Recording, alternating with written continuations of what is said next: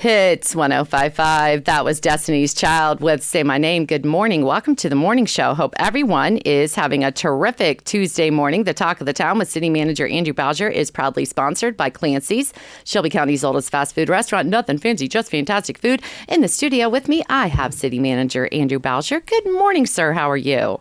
Good morning, Tracy. I am well. How are you? I'm doing good. Yeah. We were talking about the Beyonce and Destiny's Child, and now she has her country song. Yeah. Which we play here on Hits 105.5. I like it. I think it's fun. Absolutely. I mean, what a journey for her, I know. right? Yeah. I know. One day to wake up, I think I'm going to do a country album. And look at her. I mean, that's just it's talent, number right? one right now. So, yeah. I wish I could just wake up and be like, I'm going to come out with a country album. I know. I know. And that reminds me of your very first album, Billy Ray Cyrus. Sorry, I don't know. Wasn't it Billy Ray Cyrus? Yeah, it was. Yeah, a little achy breaky heart. Yeah. Oh, so. Billy Ray. So how are things going? Things are going well. Obviously, we're starting to get into orange barrel season. Yes. Everybody's favorite time of the year. Not. But just understand that the orange barrels are the sign of progress. That's your tax dollars at work, rebuilding roads and bridges, and curb and gutter, and stormwater, and water, wastewater. There's just so many different things that go into the city that makes it run and work correctly through all the infrastructure. Our crews are out there, and the contractors that we've hired are really starting to get after it, especially because the weather has been cooperative. Yeah. Which has been really, really fortunate for us. You know, we save money on not having to buy salt as much this year. And then obviously moving forward, now we're getting to start a lot of these infrastructure projects a little bit earlier. So hopefully we'll get them done before we really get into the heat of the summer. And then that way we're not having to take up more of everybody's time to enjoy the great outdoors. Right. So a little bit things like that. So I did want to make an announcement as a congratulations to the street department, Brian Green. Congrats. The city was actually awarded the Urban Forestry Grant. It was a $300,000 grant through the U.S. Forest Service Inflation Reduction Act. And so that grant program does not require a match of city funds, which is phenomenal. A lot of grants they require us to also add into that pot. With this funding, the city will complete an updated tree inventory to be conducted by a professional with an arborist certification. It's a risk management plan, will then be enacted to remove and or prune trees on public property. It will be a combination of internal and external resources to remove these trees to diminish any hazardous conditions. We're also going to continue to have this plan and program for every 10 years to every 5 years. And then since 2011, the city has actually lost like over 1,100 trees along its city streets and in city parks. Around 90% of those trees were ash trees because of the ash borer. So victims of the emerald, this city's urban forest has continued to decline due to age, disease, storms, and development. In 2023, the city spent $7.25 per capita on urban forestry programming. This grant will help those operations continue to plug more of those dollars into it to replenish and repair the existing urban forestry that we have that's out there. So exciting stuff. Yeah, congratulations. Yeah. That's awesome. Thank you. And congrats to our grant writer, Brian Green. So thank you. Did want to let everybody know that because of the solar eclipse that's happening, city offices will be closed that Monday. We actually moved city council meeting to the following Tuesday as well. We are certainly practicing best practices across the board through the state EMA and our local county EMA offices. So we'll be closed. All non-essential personnel will actually be sent home just to try to keep traffic off the roads as much as possible. I cannot beg of you anymore to take this very seriously. We were getting some information from some of the different cities back in 2017 down in Kentucky where stores were ransacked and people were stopped along the freeway. So I can imagine that I-75 is going to be packed to and from, and then just understanding that the total sort of totality will happen a little after 3 o'clock, about 3:08 is around the time. So just understand that we may be inundated with a lot of calls and a lot of things that are happening that are out there, but our teams are in place. We've got a lot of people coming in on overtime to make sure that we are tracking this. Just because we expect upwards of 100,000 visitors coming into Shelby County. And that's awesome, and I hope they come back. Absolutely. Hopefully they're spending dollars here, and our small businesses are getting an influx of sort of dollars spent, excuse me. And I think that's really, really important. So hopefully there's that silver lining to that, since there is going to be so many people. Yeah. Yeah. I got my glasses yesterday. Nice. I know. The library's cool. Yeah. They have the little library logo on them. Yeah. Well, and the sponsor, they're pretty cool. I have them hid. Yeah. Well, I put them down just like all the questions I'm supposed to ask you. I put it down. I don't know where I put it, but it's Do you out have there. some questions to ask me? Well, so my good friend Steve Wagner came by yesterday, and it's a lot of the frequently asked questions about what's on the ballot this year as far as the tax levy. And they're very good questions. And one of them, because do you want to explain to people what's on the ballot is it March 19th?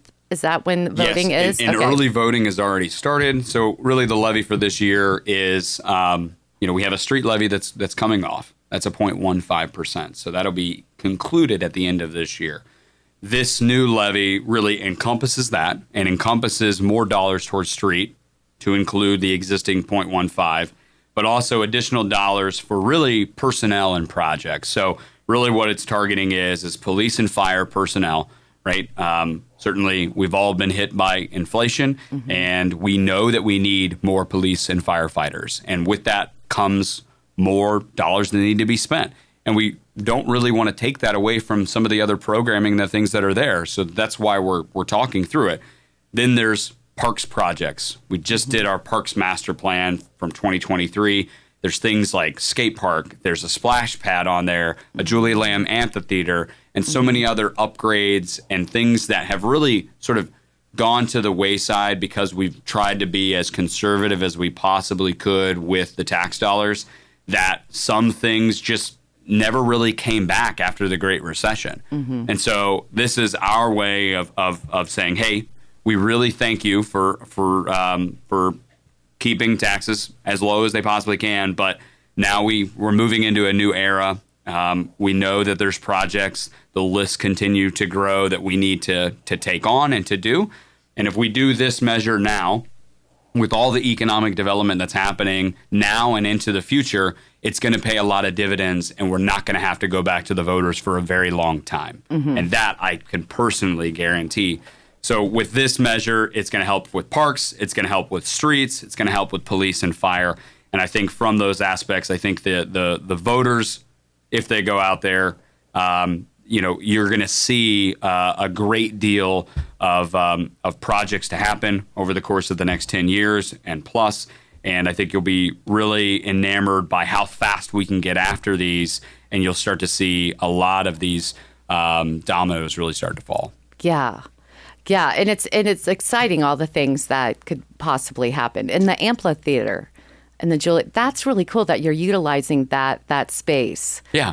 And that's not to take away with the existing uses, right? With the football field, and there's a small little playground down there. But with the access around the corner from Custom Border, the trail will be connected and actually pretty much near Julia Lamb, just on the north side where the Staley Bridge is.